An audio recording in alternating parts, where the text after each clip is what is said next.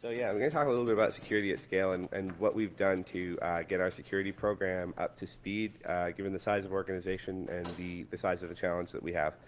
A little bit about myself. I've been with Mozilla for almost 2 years now. I came from, before that, a finance and government background where we had lots of sites but no scalability and no DevOps, no anything. We just had really nasty development practices. So coming into Mozilla, it was a bit of a different organization for me. It was also my first position working in a very public environment where everything that we do is open, and all of the secret security stuff that is normally never discussed by organizations will magically become public when we decide to go on a tear in our bug tracking system and make everything public so that people can go and learn from it. So the important thing to understand about Mozilla is that everything that we do is dependent on the team that we have, whether it's Mozilla as an entire organization or the individual teams that we work in. So I'm going to start off by talking a little bit about the security organization at Mozilla. The way that it's designed, it's split up into two different groups. We have our security engineering team, which focuses on developing new security features, security fixes, and privacy features for our different product lines. I'll talk a little bit about the different products and services we have in a bit. And we have our security assurance team. I'm a member of the security assurance team working in application security. Our security assurance team has 22 people on it, so it's a pretty good sized team, and that's split up across operational security and application security. So doing everything from network security monitoring to firewall configurations to policy development to security testing, all that fun stuff. Our security program is focused primarily on being integrated into the development lifecycle, interacting with all of our software developers, making sure that they understand the threats and challenges that they're going to encounter when they develop new applications, and making sure that they understand how to apply the different principles that Mozilla has, in particular privacy, as we get more into applications that deal with user data.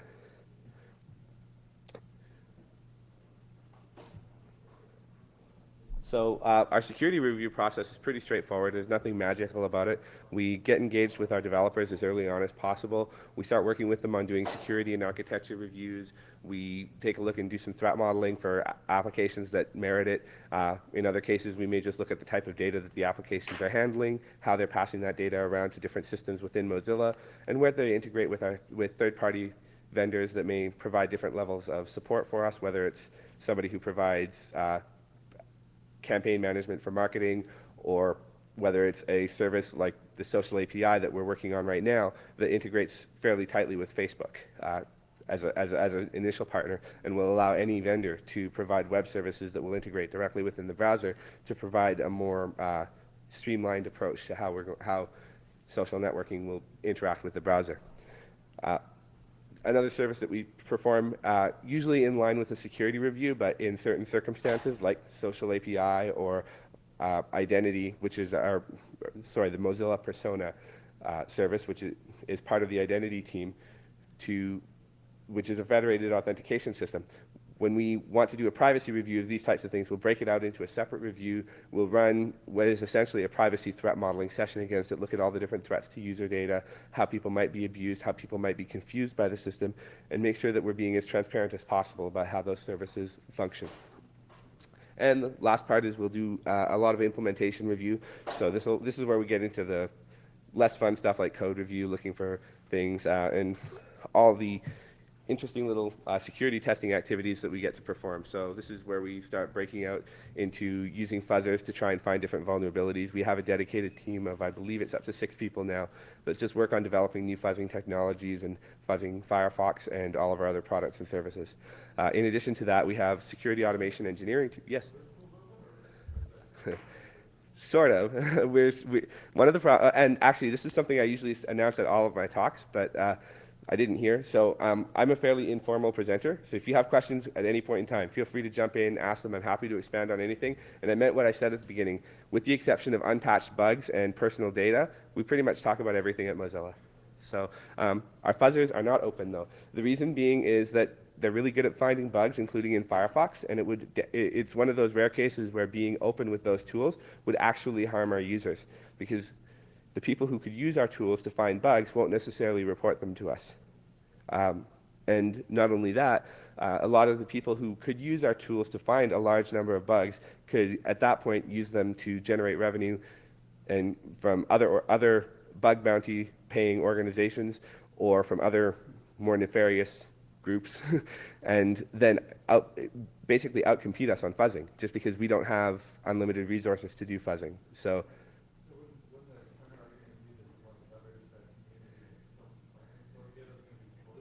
and I'm going to talk a little bit about some of the things we're trying to do. No, that's okay. I'm going to talk a little bit about how we're going to try and build that security community, those trusted members that we can release these tools to. That's one of the objectives that we have.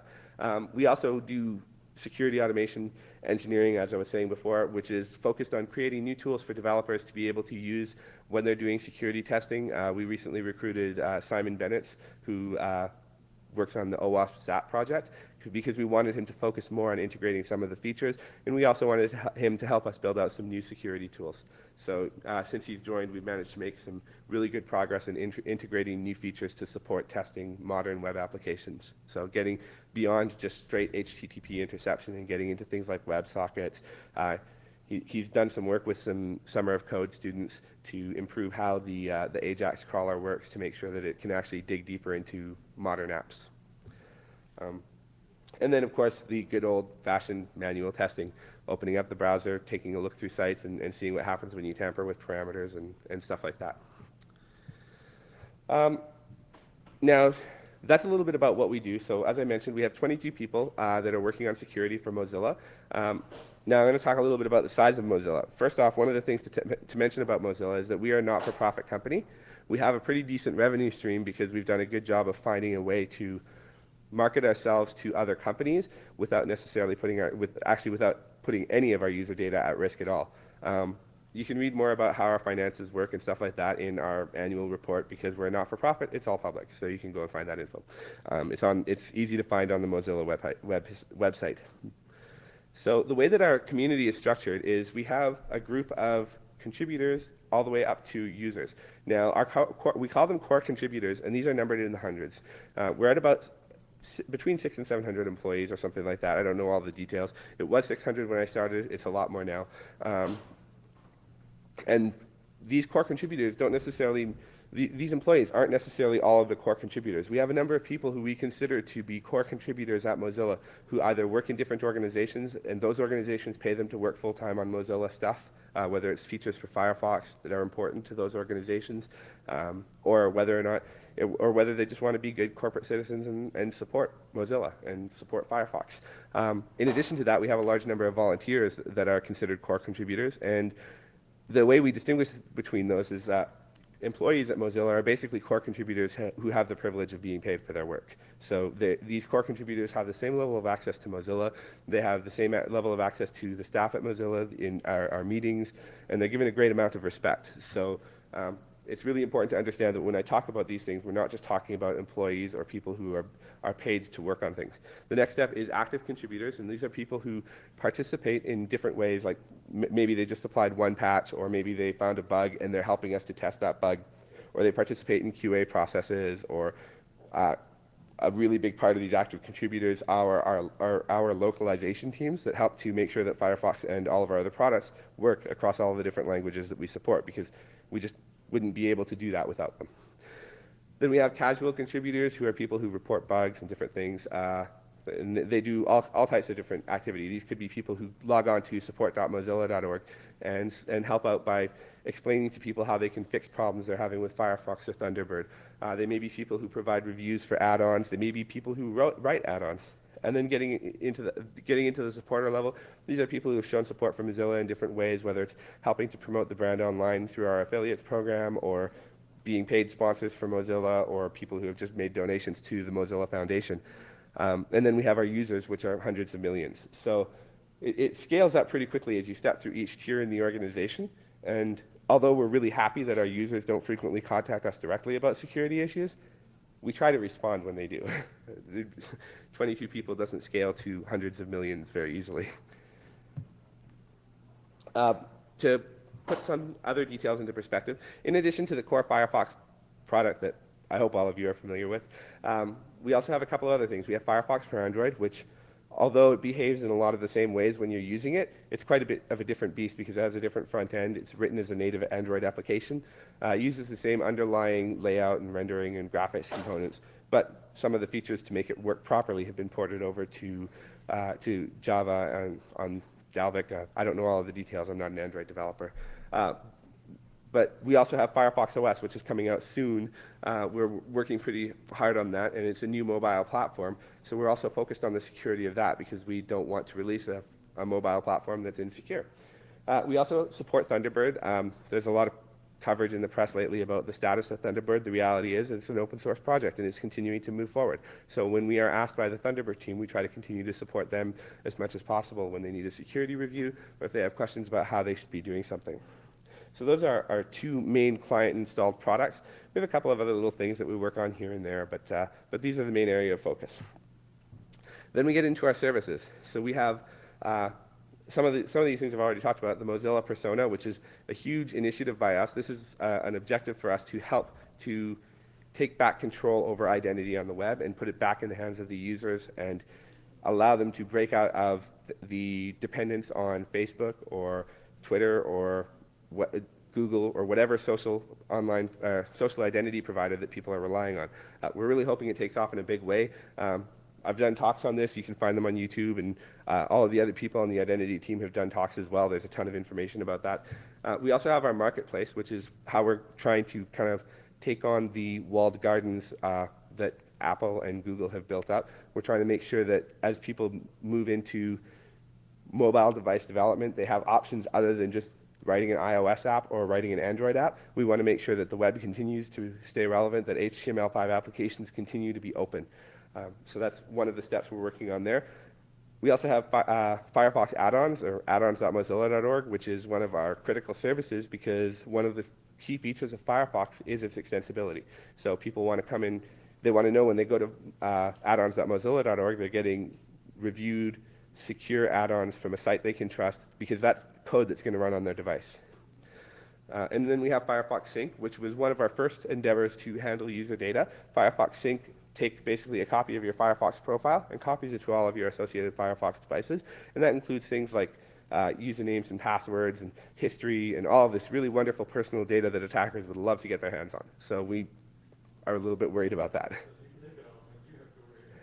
Actually, we handle that pretty well. I can answer questions about that later, but basically, no, we have no visibility into that data, and we designed it that way. And then in the little footnote, plus 132 other web services and properties. So there's a lot of them. So it kind of puts things into perspective. Finding all the bugs doesn't seem so easy all of a sudden. So one of the things that we want to do is find new ways to help our team members to basically perform force multiplication. We need to be a lot bigger than we actually are in terms of our reach into the security, into the software development lifecycle across Mozilla. We need to find ways to integrate ourselves into the different teams. Because we have a lot of volunteers, it's really hard to go and shake a stick at somebody and say, you know, we are security, we're the gatekeepers, and you can't do that. It doesn't work because all you do is scare off volunteers. It also doesn't help because those volunteers then go on and they basically talk poorly about the security team at Mozilla. So we want to make sure we're helping people and making sure that when we say that we shouldn't do something, we're explaining why, we're helping them to understand why, and most importantly, we're helping them to move in the right direction. We don't want to just say, no, don't do that. We want to say, let's do it like this, and help them do that. So the first step to handling security at scale is basically scaling up how you're doing security reviews. And the way that you can do that, the first way is to scale up your people. Now, the easiest way to do that is go and find warm bodies, but that's becoming harder and harder in the application security space because basically we're in a situation where any skilled the unemployment rate for skilled talent is basically 0%.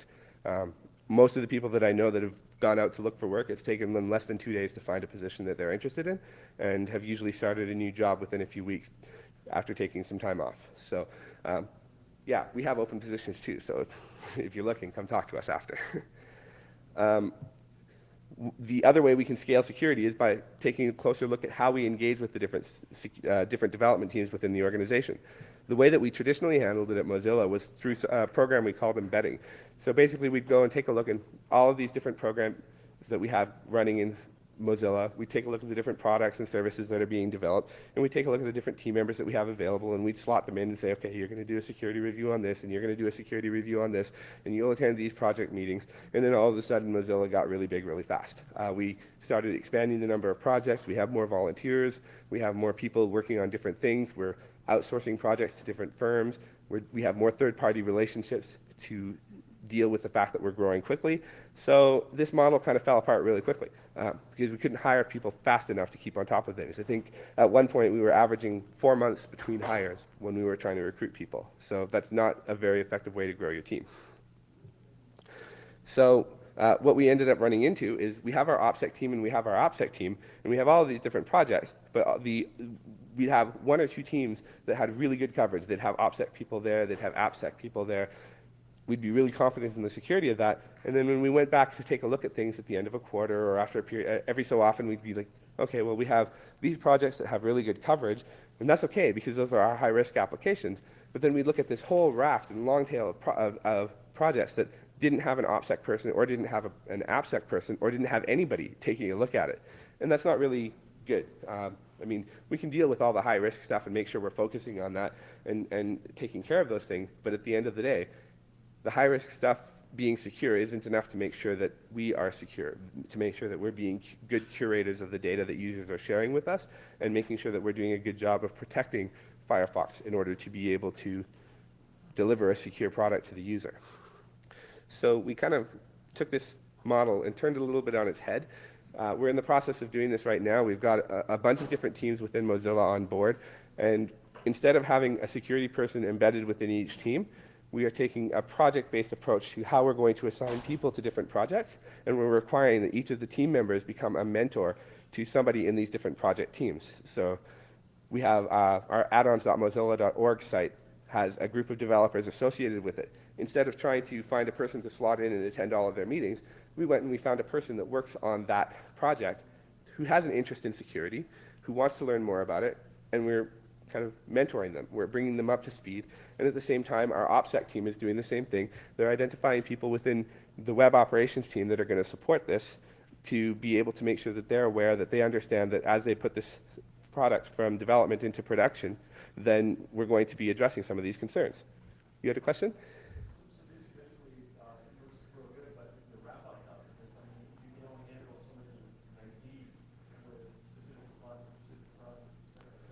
Yeah, absolutely. The problem is, though, is that we have to start somewhere, and without building out this type of knowledge within the teams, we won't be able to move any of the security program forward. We're just going to end up being deadlocked trying to figure out what type of stuff is more important than what else in terms of spending our security effort. So what we did is we went out and found these people who are interested.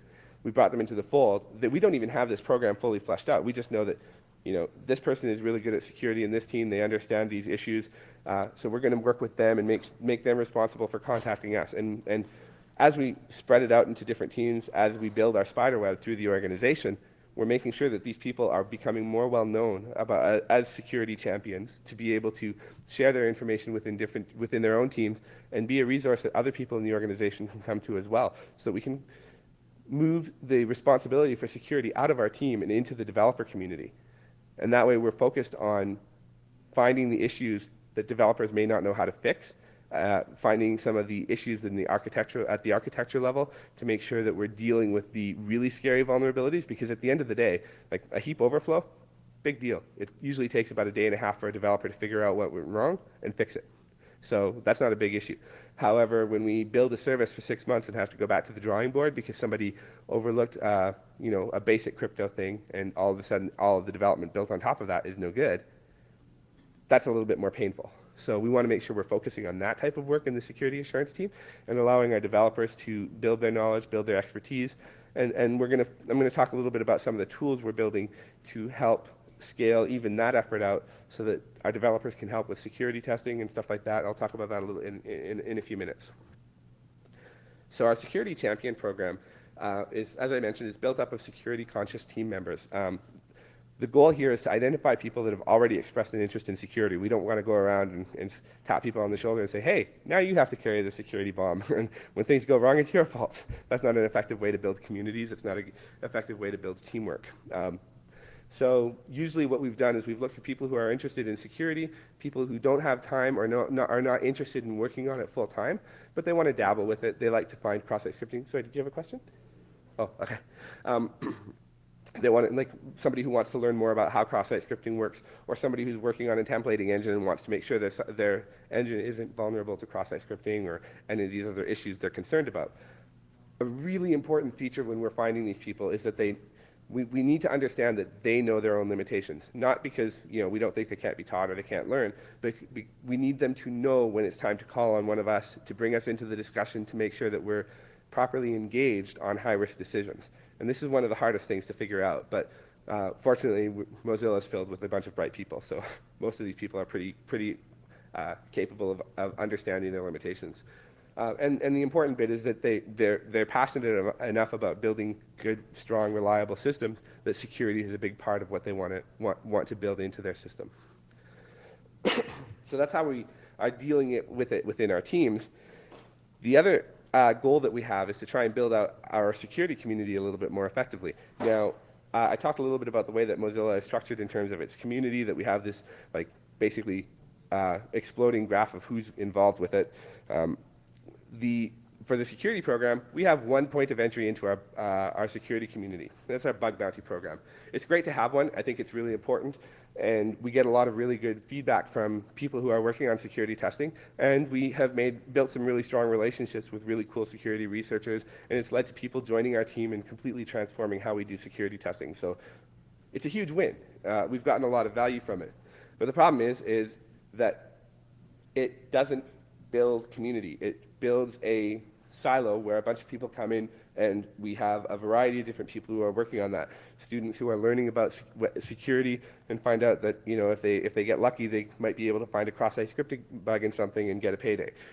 We also have people who are just wanting to try new attack techniques, so they come and they try them on our sites and services, and then they pop something and they get a good payout, they get to write a research paper out of it, and the whole 9 yards. Great. And then we have other people who just mine full disclosure, and as soon as they find out about a bug in a product we use, they come and they file a bug and claim a bounty. So, I mean, we need to make sure that we're moving beyond basic bug bounty payouts as a way of building community. So the way we're doing that is creating pathways into our team to build trust with these different community members. It's really hard to trust somebody who's basically just an email address online looking for money until you actually interact with them, build a relationship with them, get feedback from them on what approach they take to file the bug. And of course, there's a big problem because a lot of these bug reports are coming in from China or South Asia or Eastern Europe, where most of the people on our team primarily speak English. So we're trying to overcome some of those language barriers.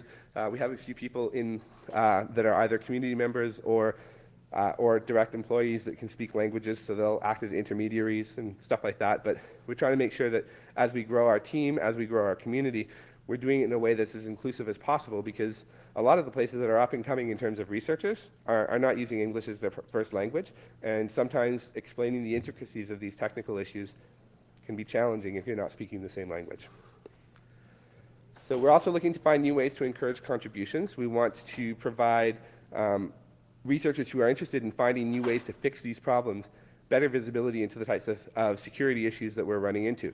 So researchers who want to find new ways to work on different security features that Firefox is trying to implement or other browsers are trying to implement can come to us, and as we build these relationships, we'll be able to give them access to bugs that haven't necessarily been fixed and help them learn how to implement those features in our platform, and it'll be a benefit to them because they'll learn, and it'll be a benefit to us because we'll get people working on these issues that are really hard to solve. I mean, there's a lot of people who've been trying to work on things like SSL certificate verification and how you determine trust for CAs. We need to have those people working more closely with us, or we're not going to win, because all these people who are coming up with these really great ideas are not working within the browser community directly, so they don't have the ability to iterate quickly and test some of these ideas. We need to figure out ways to bring them into the fold so that we can try to solve some of these really, really gnarly problems. The other thing, too, is that because Mozilla is focused on contributors as opposed to employees in terms of responsibilities, the security team needs to be able to give up some of the responsibilities that we have and trust community members, and not just on the application security level. We want to build out a more effective security monitoring program, and there's no reason we can't trust volunteers to do it. Most of what we do is open. We don't handle very much user data, so we might want to keep that those user data related systems on a separate monitoring system that are in a tighter sphere of security.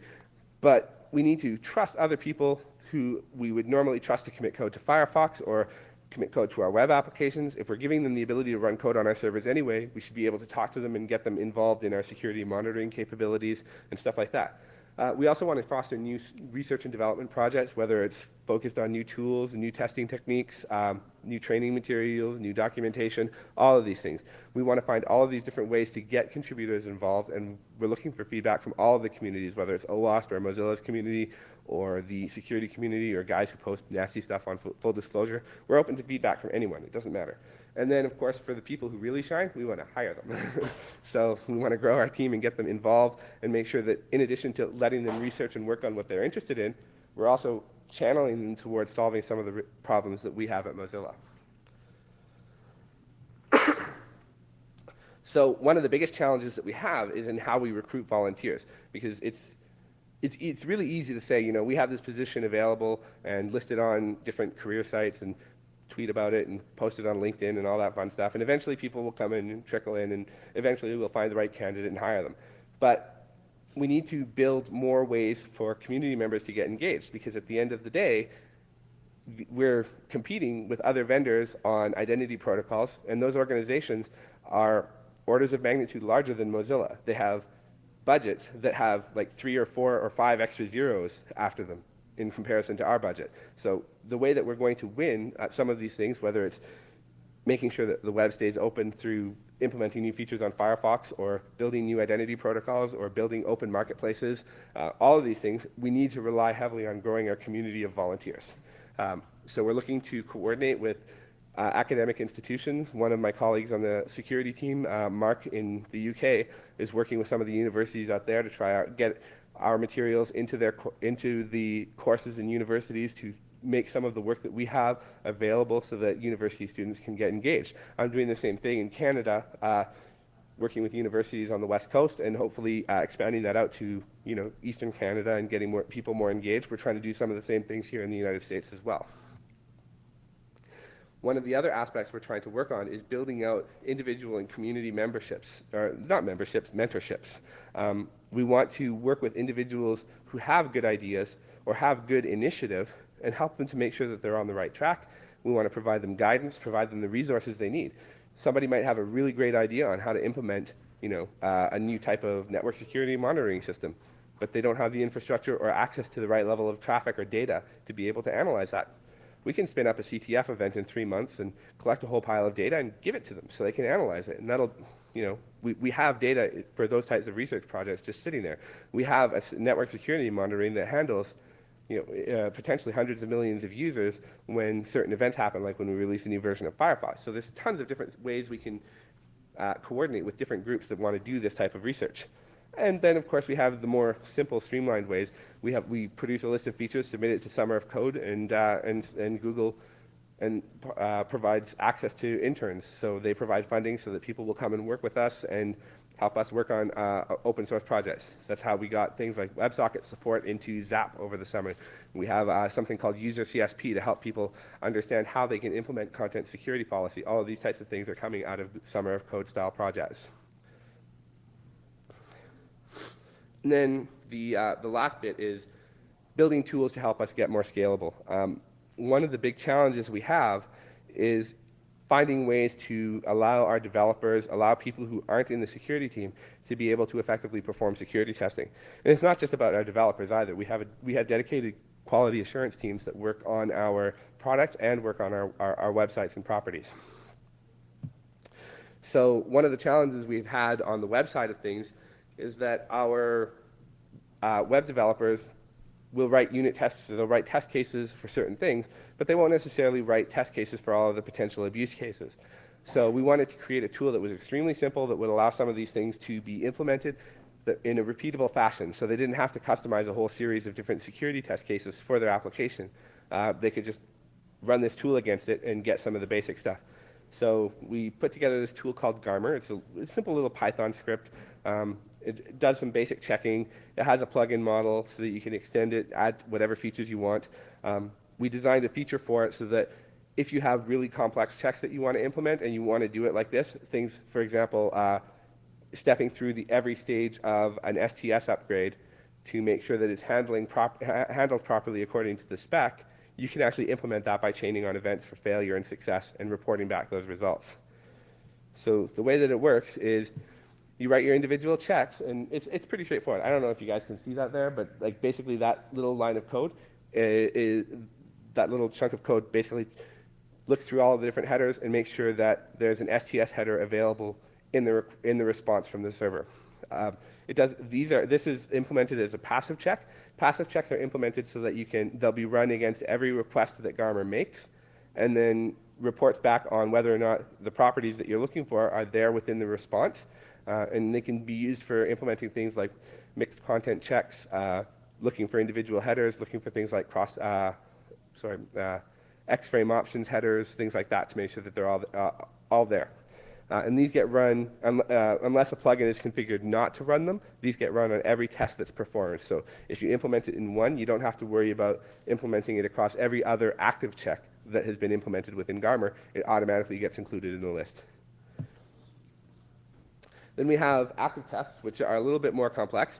This is a content security policy header check, and it's a little bit more complex. It actually looks to make sure that there's a content security policy available, and that if it is there, that it makes sense at a high level about whether or not the policy is going to get processed properly by the browser.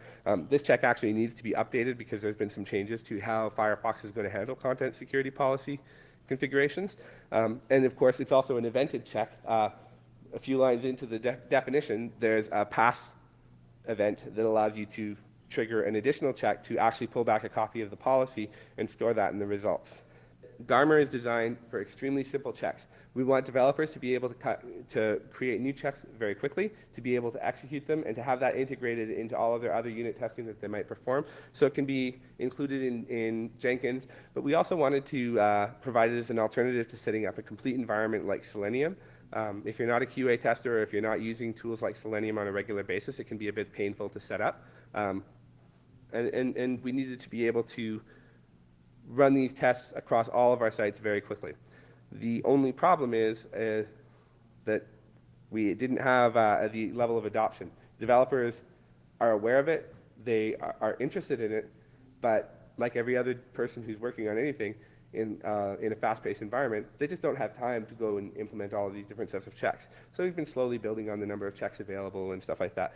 We're also building some new features into it. OWASP published something called the data exchange format, which it's a little bit clunky, and we're working on revising it, but it provides a standard format for how you're going to record the output of network and application security tools. This is really important because we need to build up better interoperation capabilities so that we can do repeatable testing and get those results in a usable format. The focus that we have on looking at this format is adding support for JSON, because a lot of the more recent unit testing tools and stuff like that are starting to output that, so it's less likely JUnit XML style results and more flexible result formats. So if we can get this in place, have support for JSON, and then additionally add checks for all of the modern web security features that we look for in a web application in terms of configuring the browser, setting things like making sure that all the cookie flags are set appropriately, making sure that content security policy is present and it's actually got a policy instead of just a reporting policy, looking for X-frame options, STS, all this fun stuff, and also looking at cores and how that's set up. As we get all of these features in place, we'll be able to build on top of that and use it and get it better, more tightly integrated with our QA folks who may not necessarily have the ability to do the software development that's needed to get the test cases written. This requires no skill on the part of the user. Zap, in order to use Zap effectively, I mean, you can point at it and tell it to do a scan or a fuzz, and it'll generate some results, but you still have to be able to interpret those results. You still have to be able to configure it properly. With this, you run Garmer from the command line, and you provide it the URL, and it'll spit out a report of whether or not all of the test cases have passed or failed. It's an incredibly simple tool. It's not designed to be a replacement for any other security testing. It's simply designed to give us a basic tool that our developers can run and know, we've got all of these features in place, and so here's your Garmer report when we file a request for a review of an application, so you can see that all of these basic things that you're going to look for are already taken care of, so you can actually focus on important stuff. Because as basic as STS is, if developers don't think about it when they're writing their code, they're not going to include it. With a lot of these modern browser security features, they're opt-in. The developer has to put in code to trigger them. Content security policy doesn't happen on its own. X-frame options doesn't happen on its own. When it's available in Firefox, iframe sandboxing won't happen on its own. If we don't have checks in place, the developers won't do it. Not because they're out of malice, just because there's too many different little things that they have to tick off to make sure that it's done. So this is meant to supplement some of the other tools like Zap, which is an absolutely powerful tool, and we love it. That's one of the reasons why we hired Simon. I'm going to talk a little bit more about how this tool fits into another tool that's going to compete with how developers might do security testing. Yep. No, not at all. That was the big distinction. We did not want a framework that was going to require configuration and setup. Garmer has extremely narrow dependencies. It relies on the Python library requests and another library called Beautiful Soup for HTML parsing. That's it. No, it does not. This is designed to look at the request and response bodies and make determinations based on that. So the next tool that we're working on, and we were hoping to have this ready for this conference, but it's not quite ready to go yet, mostly because as we dig deeper into it, it's not as easy to implement as we thought. But that's okay, because we're making really good progress. So what we have is all of these developers who are working on all of these different projects. We have all of these different tools that are available, but we don't have the time or resources to educate all of the developers on how to use these tools. Now, we as security folks know that there are basic choices that you make when you're configuring a tool. If you know you're scanning an application using AppScan or Skipfish or Zap or any other dynamic testing tool, there's certain options that you're just going to want to make sure you have there. You want to make sure your authentication is configured, stuff like that. So what we decided to do was create this framework that will take all of these tools, have plugins for each of them, and have same configurations, and then have the ability for a developer to simply log into a web application, go and click on a new scan,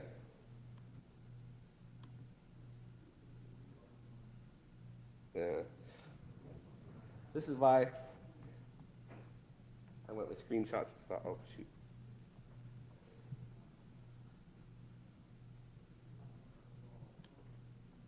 That's why I went with screenshots as well. So this is using Persona, so you can log in with any Persona account. It won't actually let you do anything if you don't have a Mozilla account right now. That's easily fixed if you download the source code and deploy it yourself. But you log into it, and you go in, and for a developer, all they have to do is plug in the URL, and it'll run the entire battery of tests with all the configurations that we specify as being something that's relevant for a vanilla web application. The kicker is that basically, this web interface is designed to take away all of the complexity of setting up the tools. It doesn't mean that you've lost all of the complexity of the tools. There's additional options, and that part is coming soon. But one of the biggest blockers for us was defining a way so that we could abstract away the configuration details for each of these tools. So when you drop that down, if you're doing a scan of a website, when you go in to type in your authentication credentials, it asks for your authentication credentials in one way. If you want to configure how a fuzzer is going to work, it's abstracted the way that fuzzers are configured for Zap and how Skipfish is configured as well, so that the options that you set are only set once, and they're interpolated by the individual plugins based on those option settings, and the tools are invoked with the advanced options. So developers who want to dig in and try to get more things want to set things more accurately for their application have the option to do so. And more importantly, if a security professional logs into Minion and starts using it, we can do all the fine-tuning we want of the configuration to get the results we're looking for. So I want to talk a little bit about the architecture. So we were aiming for a full release of this week. Unfortunately, the releases don't always work out the way that you expect them to. But we have a bunch of documentation. The source code is available on GitHub. We have a couple of functioning plugins. The plugins don't work properly through the front end yet, but they do work. You can invoke them from the command line. And basically the way that Minion works is it has a web interface that talks to a task engine. And this task engine mediates between all of the different plugins. Now, each of these layers is implemented through a REST API. The reason we did that rather than just having a monolithic application was because we know that security tools don't all run on the same platforms. You might have AppScan only available on Windows. You might have some security testing tools that are only available on Linux, or you might have some other tool that's a third-party provided service, and you need your plugin to wrap that. For example, it's actually very easy to write a plugin that will take configuration settings and translate that into something that might be appropriate if you have like White Hat's on-demand scanning service, or if you have a tinfoil account or something like that. You can actually figure out plugins to do all of this very easily. And then the initial version of Minion is designed to do all of this, collect all of this information, and dump it in a repository so that when developers are running their scans, they get a clear report of the issues that are found, but only stuff that we as the developers of Minion consider to be moderate or higher risk issues. So things like cross-site scripting, things like SQL injection, missing configurations for browsers that we are concerned with, stuff like that. But all of that is going to be tunable through the configurations. So it's not going to be tunable through the interface, but so you'll have to have a little bit of knowledge when you're setting it up if you want to fine-tune it for your organization. But it's something that you can do. Our goal, and this is our goal for Q1, is to get all of this working, to have the basic reporting infrastructure so that developers can go in and see their results, and then when the security folks come in and say, hey, let's start the security review of your project, instead of having to start from scratch and learn all about the application, they can come in and take a look at all of the results. And Minion stores all of the raw results of the tools that it executes, as well as the interpreted results that it presents to the developers. So a security guy can come and pull the Nmap report, or pull the Zap report, or pull the Skipfish results, and take a look through everything and see if there's something that a developer may not be aware is an issue or may not understand, and work to educate the developers if they're interested, or just take that away and file bugs in the bug tracking system or whatever the case may be. That's the first step. The direction we're going with it is basically we're tired of seeing all these really cool tools and services be developed by these application and security as a service providers. So we want to create an open source framework to allow any team that has a few application security people and a few network security people to set up either an internally or publicly facing application as a service, or sorry, security as a service provider. We want the ability to run all of these tools, to have all of this recording and tracking, all of this done and implemented in an open source product. We want to do it with standards that are published and managed by other open source groups. And we want to do it as a Mozilla project because Mozilla is open source. Even our tools, like all of our fuzzers, you asked about those, they are intended to become open as soon as it becomes safe for our users to release them. These types of tools, this is open source immediately. We want all of the tools that it supports to be open source tools, but we want people to be able to extend it to support whatever tools that they've made an investment in. I mean, we're going to have a Nessus plugin, but we're also going to implement a Rapid7 plugin because we have a Rapid7 license. We're going to implement HP on-demand scanning because we use their on-demand static analysis service, and same thing for Coverity, ScanLadder, and anybody we integrate with, we're going to build plugins and publish them for.